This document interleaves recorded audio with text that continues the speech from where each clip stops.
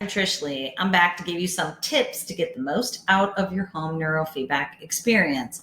So these tips are mostly when you are connected and what you should be doing within your sessions. The first thing that most people ask me is, which of these activities should I do? Which one is best for me? Okay, so let's just give them a little rundown here. These are all of them as of right now. There's a runner game, a glider game, the fire game, the fighter game, the jungle game, the spaceship game, the UFO, the spider, turbulence, which is my favorite, and I'll tell you why in a second, audio feedback alone, and video feedback alone. So here is my advice to you. Over the first couple sessions, try all of them and see which one you like the best, because they give you different experiences, and you'll find you like one, and you'll probably find that there's one or two you don't like. Most people do, and it's important to stay away from the ones that you particularly don't like. And you want to engage with one that you do like, and secondly, that you feel most successful at. Because if you're winning at the fighter game, so I'll tell you, in terms of the games, not that you have to do what I do, but I like the fighter game because it feels like Star Wars to me. And I feel like I'm controlling it with my mind, which all of these you are controlling with your mind, but it feels Jedi-esque, and I like that. So I'm the Force, obviously, right here. I'm the white one, and I am fighting evil or Darth Vader with my mind using neurofeedback. So what happens in this one is, when I am calm and focused, my stream of energy, my energy ball here, will go out further and will defeat Darth Vader. Who doesn't want to do that? And his ball will start shrinking in. So the calmer and the more focused I am, the more I can get my stream to go out further consistently. That's the feedback. It makes a louder noise and it shoots out further for longer. So if I can hold my energy stream out with my mind by being calm and relaxed and focused, and you see how I close my eyes because I just automatically close my eyes while I'm doing these activities. I'll tell you why. It's based on science. When you close your eyes, your brain naturally increases SMR, which is calm focus, because it's taking in less information from the environment. So for me and for most people, we have such limited time to engage in neurofeedback or meditation. I'm trying to get better and better at meditating. So I close my eyes so I can be more successful. And I use the auditory feedback alone. And that's powerful enough for everybody, scientifically shown. But I will tell you, I am trying to open my eyes and have my energy ball go out further with my eyes open. That's become a goal for me. So you can see how I'm doing it in the capacity that's easiest for me and I like the most at the beginning. But then now I've tried to challenge my brain by opening my eyes to see if I can get scores and have a performance that is close to having my eyes closed. I also do that differently across the day and across my life. So when you train for the first time, do it when you're feeling your best. Do it when you have lots of time and there's no one around. Do it in a private area that's all set up for your neurofeedback sessions.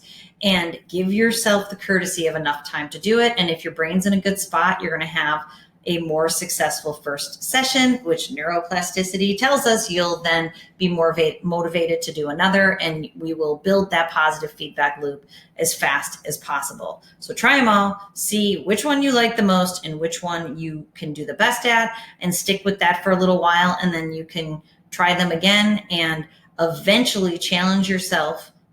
Eventually, not immediately, challenge yourself to do a session when you know you feel squirrely at the end of a night, when you've been super busy and your brain's all over the place. It's going to take longer for your brain to come down and get into a calm focus mode if you've been multitasking for 2 hours. Just so you know. So start with your best case scenario and we'll work up to challenging you to more difficult scenarios. Okay, so the differences in the games, which I started to tell you, is that some of them are games that have characters, and fighter's an example, and the runner and the glider. Some are abstract. So Turbulence is an example of an abstract game, which I like. I particularly like because it doesn't have any characters and I'm not trying to beat anybody or win. And in Turbulence, it's different. You can see how there's this popcorn here in the middle, and this is a big blob of popcorn, and it's popping. The more successful you are, the less popping you hear, and the smaller the circle gets. So less is more in Turbulence. And I really like that because of what I've just told you, is that I'm trying to become a better and better meditator. So when I'm in the zone, I get more and more quiet. And that feels good to me too, because as the mom of 5 children and I run 2 businesses, there's no quiet in my environment. So when I'm creating quiet, it is very rewarding for my brain too. Less is more. So in that case, less feedback equals success. So what I want you to be cognizant of when you're trying these different games and activities is there visual and auditory feedback? Do I like it? And do I like it if there's more feedback equals success? Because most people like more feedback that equals success.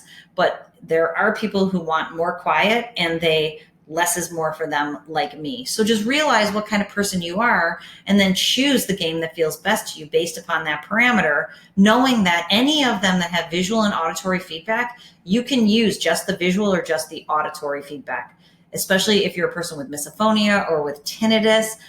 Auditory feedback can be challenging. So you can just use one of these games and not put your AirPods in. As long as you're seeing the visual, that will be powerful enough for you.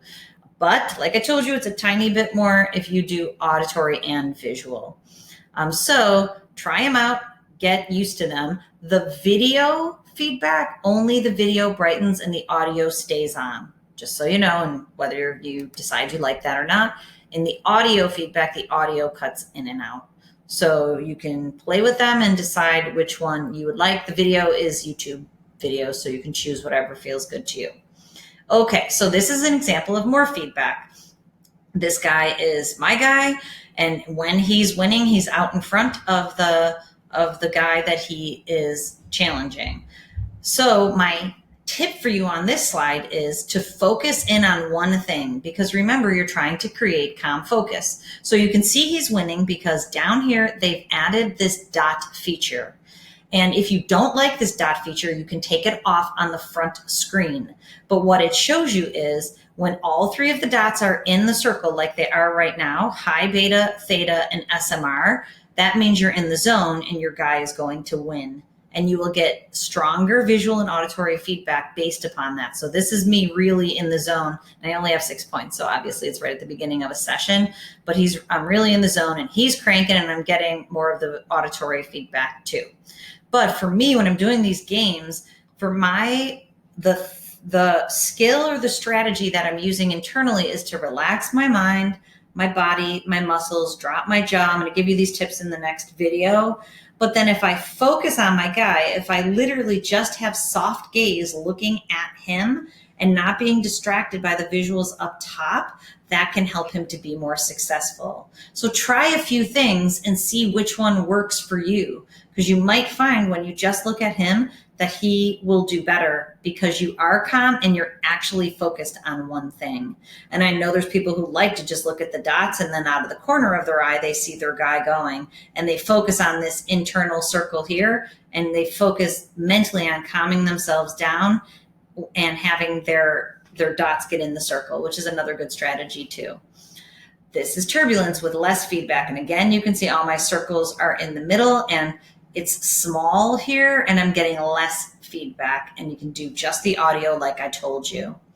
Okay, try them all over your first few sessions, see which ones feel good to you, and that one that you like the most and you're being most successful with, stick with that. And then when you and I talk, we can decide where we're going to go from there. Again, try to use it when your brain is alert and refreshed and not too stressed out of the gates, because that will help you be successful. And I'm going to show you how you can gauge that.